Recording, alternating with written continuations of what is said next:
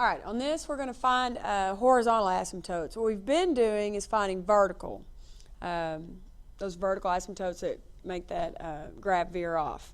On here we're going to find horizontal. So before we were finding vertical, now we're going to find where horizontal graphs hit that rational parent. Okay? Now, before we can do that, we need to review a little bit about how to find degree of a polynomial, because we're going to have to do that to find the horizontal asymptotes. So what I have here are 4 different polynomials, or actually I have 3 different ones here. On this first, remember to find degree of a polynomial. You find the degree of each term, and whatever the highest one is your degree. So here we have 2, degree of 2. Here we have a degree of 1. If it's a constant, you have a degree of 0. So the highest one is 2. So this one has a degree of 2. Okay? Here we have 5, 2, and then this would have a degree of 0 because there's no variable there. That's not drawn a 0, but you get the idea. So this one, the highest one, is a degree of 5. So the whole thing has a degree of 5. This one, we just have an x, so that has a 1 there, so this one would have a degree of 1. And then what if you just have a plain constant, like maybe we just had the number 8? Well, the 8 doesn't have a variable, so it's kind of like 8x to the 0, okay, since there's no variable there. So anytime you have a constant, it's a degree of 0, okay? So let me fix that. Get rid of that. So just have a plain old number, degree is 0. All right. Now, when we're determining horizontal asymptotes, you're going to first look at the exponents, okay? And you're going to look at the exponents of the numerator and the denominator. So you're going to find the greatest exponent used in the numerator and in the denominator, okay? In each, the greatest exponent is called the degree. That's what we just talked about. Okay? Now, down here, it says, next compare the degrees of the numerator and the denominator. So, if the degree of the numerator is greater, then the function has no limit. Okay? In other words, there's not going to be a horizontal asymptote. Okay? No horizontal asymptote.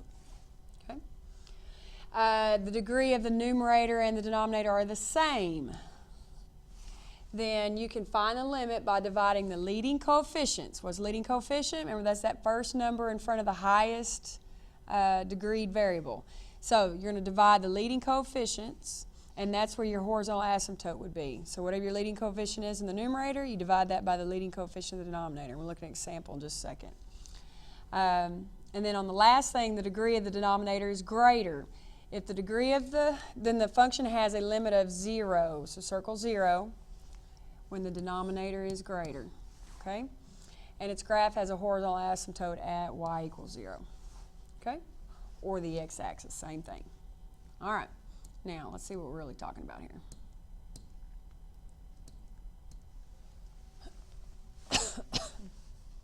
All right, so on this first sample, we have a function here where we're going to determine if there's any horizontal asymptotes. Remember, when we did vertical, then we would just factor this down here and figure out what the values of x are. And whatever the values of x are, that's where you'd have those vertical asymptotes.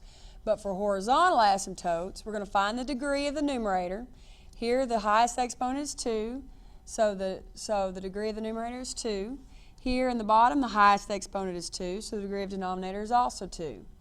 Remember that if they have the exact same degree up here, then to find the horizontal asymptote, you're going to divide the leading coefficient of the numerator by the leading coefficient of the denominator. So we use the exponents to determine this, but now we're going to go back and use these two numbers. Okay, the leading coefficient, leading meaning the number that goes with the largest degree term, which in this case is x squared. So our horizontal asymptote will have one at y equals 3/5. So if I graph that, that means this graph, if I go up 3/5 of a unit, which is what, 0.6? That means there'd be a horizontal asymptote at 0.6. Okay? If we look at the next one. Here we have 3x squared plus 7 divided by 8x minus 1. Now, if I was finding vertical, then I would just set that equal to 0, and that would be and solve, and that would be my vertical asymptote. But to find horizontal, I'm going to find the degree of the numerator, the degree of the denominator. In this case, the numerator is 2, the denominator is 1. So, they're not equal on this one. On this one, we're going up to here, where the degree of the numerator is greater. So, if the degree of the numerator is greater, then the function has no limit, and its graph has no horizontal asymptote. So, we're going to say, the degree of the numerator is greater, and therefore there are no horizontal asymptotes.